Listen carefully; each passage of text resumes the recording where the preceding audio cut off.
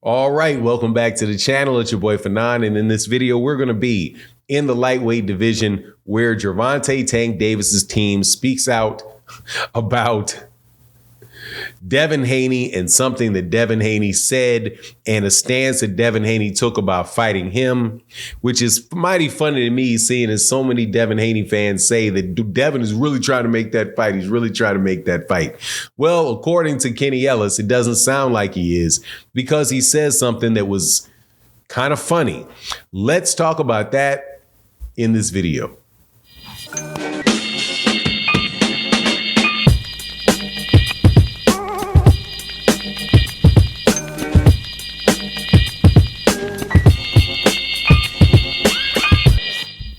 All right, welcome back to the channel. It's your boy Fanon, and in this video, we're going to be in the 135-pound division where Kenny Ellis gave an interview to my guy, Mill City Boxing. Shout out to Mill City Boxing.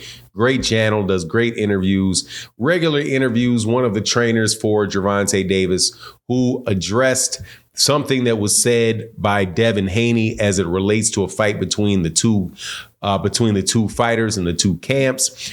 But before I get into the details of it, let me welcome you back to the channel. If you are new to the channel, please accept my invitation to hit the subscribe button, hit the bell icon so you can be notified of when we release more videos. And if you're a longtime subscriber in the channel, thank you guys very much. Cannot tell you how much I appreciate it. You guys keep my day going. You keep the channel going. So thank you guys for watching the videos. And thank you to everybody that supports in the super thanks of the videos and everybody that comes by the live streams and checks us out every day. But let's get into this because, look, this is a fight that I really hope will happen.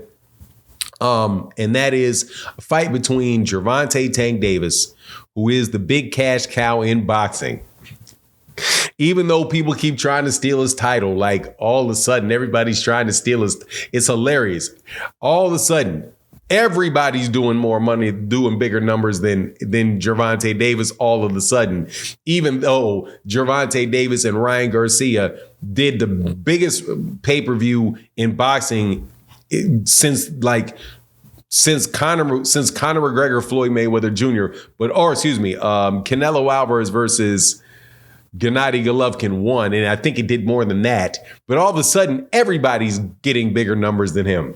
So anyway, and I'll address a little bit that at the end of the video, but Gervonta Davis, easily, man, the biggest name, one of the two biggest names in boxing. And then Devin Haney, who is a former undisputed champion at 140 pounds, who has a lot of momentum in his career and is going to be fighting Regis Prograis in a fight that I got to take my hat off to him for fighting Regis Prograis for the 140-pound WBC title. He had said some things, and I finally got a reaction or heard the reaction from Kenny Ellis about it. Now, what Devin Haney said was he got twisted up. This is a few weeks ago. He got twisted up by Ariel Helwani. That's what you get for interviewing with Ariel Helwani.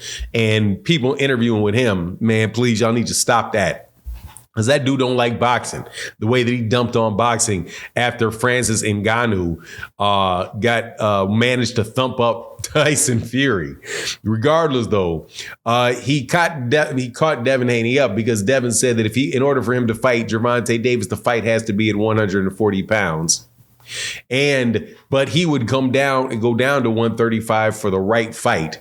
But so the right fight, I guess, could only be Shakur Stevenson. So Kenny Ellis responds to that with a reasonable response, which is, what's that about? What do you mean you're going to fight? Why would you be willing to fight somebody other than us at 135, but we got to go to fight you up to 140 pounds? Sounds like you don't want that fight. And look, man, I'm going to tell you right now, dog, I got a lot of friends that are Devin Haney fans. A lot of y'all come by the channel that are Devin Haney fans.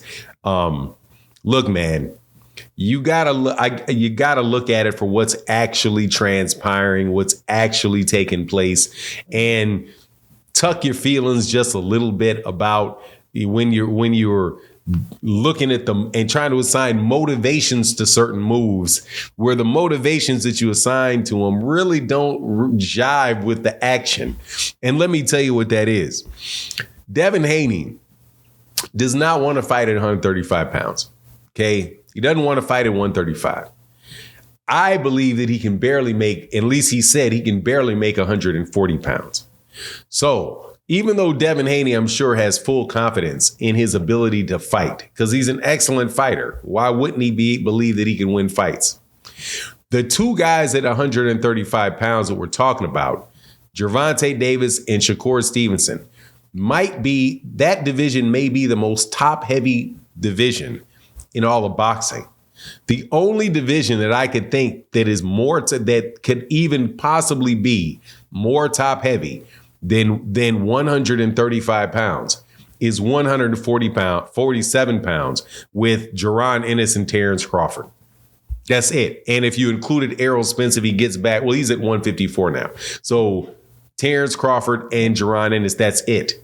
Other than that, and even that, I don't even know, right?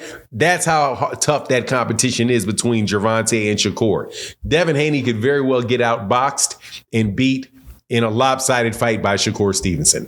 And he could obviously go to sleep in a horrific face-planting type of Manny Pacquiao versus Juan Manuel Marquez type of knockout against Gervonta Davis. And that could, that really could chop the head off the goose that lays the golden eggs. So more than likely, you're not going to see him do that. And I think that's why he said that. In order for him to fight Gervonta Davis, he needs Gervonta Davis to come up to 140 so he can be at 100% full strength and he can have a huge weight advantage over Gervonta Davis.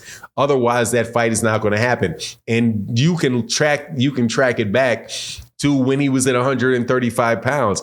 Man, he never really made any real moves to try to fight Gervonta Davis, man. It was a lot of like far-flung suggestions about what Gervonta Davis could do, unrealistic requests of Gervonta Davis to do things like petition to be my mandatory by the WBA, and statements about how Devin Haney was ready to go in December, even though he already had a fight signed up with Vasily Lomachenko.